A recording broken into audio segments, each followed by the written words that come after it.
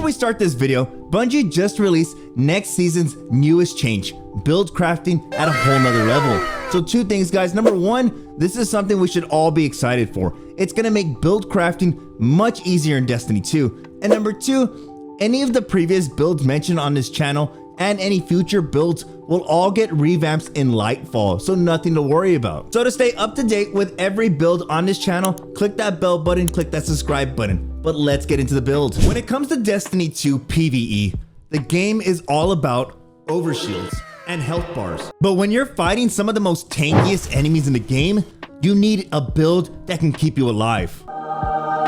This brings us to today's build, a build where you have constant healing, but you also have an unlimited overshield. And let's not forget, lots and lots of explosions.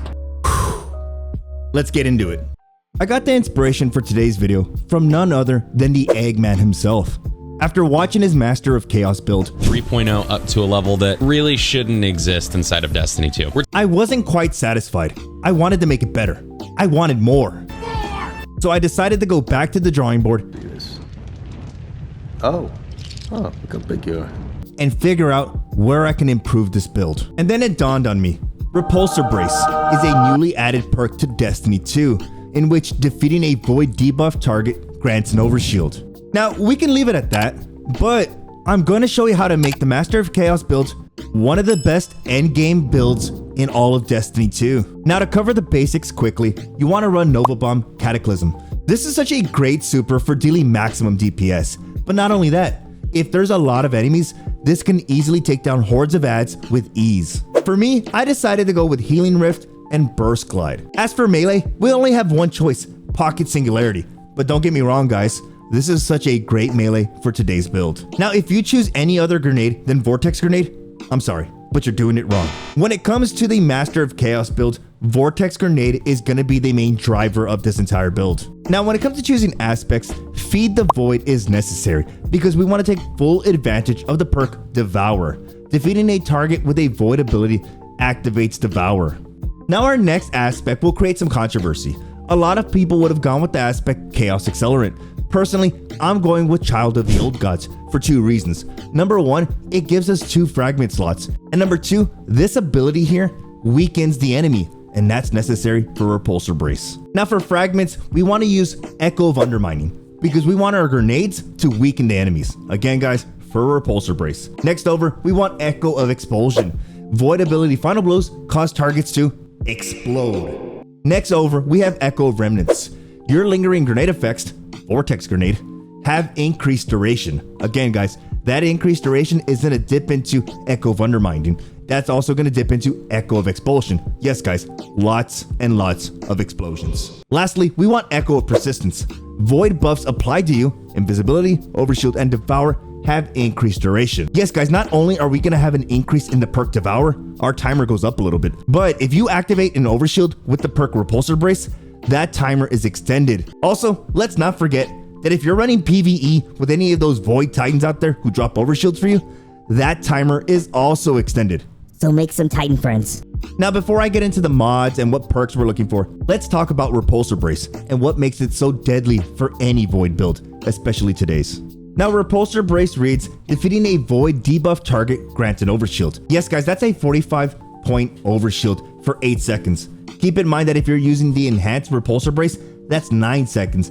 And if you're utilizing Echo of Persistence, you're looking at a total of 14 seconds in overshield. Now, when it comes to Repulsor Brace, you are limited to Void weapons. Well, duh, because you're using Void abilities, am I right? But you're not limited on weapons alone. You have a lot of great choices, especially the new pulse rifle for this season, the BRAVExHERO, or the dungeon SMG, the Unforgiven. On top of that, you have others such as the Iron Banner SMG, the Hero's Burden. The reason I like having this perk on so many different guns is that I'm not limited to one specific archetype. If the Grandmaster calls for a pulse rifle, I have a lot of good choices out there, from the Yesteryear or the BRAVExHERO. Now, if there's an overload mod attached to my SMGs, I have good choices too. I have the Hero's Burden, the Unforgiven. The same goes for Unstoppable Hand Cannon. You have the new Ikelos Hand Cannon and the Exalted Truth. But what really makes it amazing is you can have an energy weapon with Repulsor Brace and you can even have a heavy weapon with Repulsor Brace. For the build I was using the BRAVExHERO along with the Taipan 4FR, both with the Repulsor Brace. Before I get into the gameplay loop, let's talk about exotics and armor mods. For starters, we went with Nezarec Sin. It comes with Abyssal Extractors. Void damage kills increase ability energy recharge rate. That's right, we're going to be utilizing Void weapons in this entire build. Number 1, it's going to activate Nezarec Sin, thus giving us more abilities every time we secure a kill with our Void weapon. Lastly, we're going to be dipping into the Repulsor Brace perk. Once we start charging our abilities, we'll be able to weaken enemies more often, thus activating Repulsor Brace and giving us that massive overshield. Now this build revolves around getting kills with your grenade, thus activating Devour. But not only that, for today's build, we're utilizing 3 elemental ordnance, because every time we get a grenade kill, we want a Void elemental well to spawn up. And yes guys, we're going to be pairing those 3 elemental ordnance with the mod Bountiful Wells. Why? Because we want 4 wells to spawn up. And when we collect those wells, not only is that going to give us ability energy, thus allowing us to weaken enemies more often, but it's going to activate our final main mod, Well of Utility. Picking up a Void Elemental Well grants you additional class ability energy. And since we're utilizing Warlock in today's build, the higher our recovery is, the faster our class ability will charge. And when we pick up those Void Elemental Wells, Well of Utility will kick in and give us a faster class ability charge time. But let's top that off with a little bit of a Bomber mod. By utilizing the Bomber mod, this reduces our grenade cooldown when we activate our class ability. Now the final important mod for today's build is Ashes to Assets. Gain bonus super energy on grenade kills. Now those are the main mods for today's build. If there's any slots left open, fill them with whatever you want. Personally, on my gauntlets, I utilized the Unstoppable mod and the Anti-Barrier Pulse Rifle. On my chest piece, I ran double resilience mods and a concussive dampener mod. As for weapons, this wouldn't be a PVE build if it didn't have the Witherhoard, which is probably the best PVE gun out there. Next over, we had the BRAVExHERO, but I also interchanged that with the Hero's Burden, both of which have Repulsor Brace. And if you're wondering, yes guys, I do have a Glacioclasm with the perk Repulsor Brace. And trust me, I'm going to be getting more of these weapons because Repulsor Brace is top tier. As for heavy weapon, I went with the Taipan 4FR. It's not a crafted version, but I probably will be crafting a version just for myself. Now the gameplay loop is extremely simple. You want to utilize your melee, your Child of the Old Gods, or your grenade to activate the perk Devour, and that's going to be active for 15 seconds. Now keep in mind that every time you get a kill while the perk Devour is active, this will fully restore your health and extend the timer on Devour. If you're doing Lost Sectors, you can easily keep Devour active throughout the whole Lost Sector. If you're doing GMs and you get into a room with lots of enemies, you're going to be glad Devour's active, because that's the only thing that's going to keep you alive. Now, if you're looking to activate the perk Repulsor Brace, 2 things will activate it. Your Vortex Grenade, which, with the perk Echo of Undermining, is going to weaken targets. Now, you probably guessed it. If your grenade kills them, it activates Devour. If your grenade doesn't kill them, and you kill them, since they are weakened, this will activate Repulsor Brace, thus giving you that overshield. Now the second way to activate Repulsor Brace is Child of the Old Gods. By casting your Rift, this will activate a Void Soul. When you damage a target, your Void Soul will track to that target and weaken them. When you kill that weakened target, this will activate Repulsor Brace. This is why it's important to have the fastest cooldown on your class ability, because you want to activate Child of the Old Gods as often as possible. If you're not weakening them from your grenade, you want to weaken them from the Child of the Old Gods. But okay, how do we charge our abilities faster?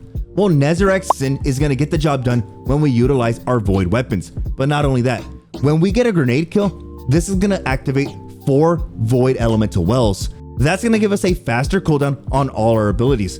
But let's not forget that when we do get a grenade kill, this is going to activate Ashes to Assets, giving us more super energy. Let's not forget that it also activates Well of Unity. Also, when you activate your Rift, this activates Bomber.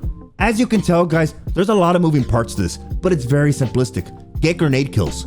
And if you don't kill them with your grenade, get Repulsor Brace weapon kills. Get that overshield. Now a few things to keep in mind before I send you off. Look, if you're going into difficult activities, I would highly suggest leaving weaker enemies just here and there, because if your health gets low and Devour is active, just look for that weak enemy and kill it and your health will come back. Now, when it comes to activating Repulsor Brace, try not utilizing this on champions because they are a little tanky. Personally, I would activate my Rift, thus activating Child of the Old Gods when I knew there was trash tier mobs around a champion. Securing that kill and activating that overshield allowed me to focus 100% of my DPS on that champion enemy. Also, keep in mind that when you do toss a vortex grenade and you see an enemy getting damaged, if you can secure the kill with your repulsor brace weapon, do it. Just don't let the grenade kill that enemy. And there you have it, guys. One of the most deadliest builds for any Grandmaster activity. Shoot, you could use this in any activity. Being able to activate an overshield on demand and constantly heal is top tier in any endgame PvE activity. But let me know what you think down below in the comment section. Are you going to be utilizing this build? Or is there something you would add to this build? Let me know down in the comment section. Lastly, if you're struggling to complete Grandmaster activities, no worries, head on over to the BRAVExHERO Discord. I'll be helping some of you complete Grandmaster activities. And yes guys, I'll be streaming this weekend. If you made it to the end of the video, thank you so much. You guys enjoy the rest of your day, and I will see you in the next video.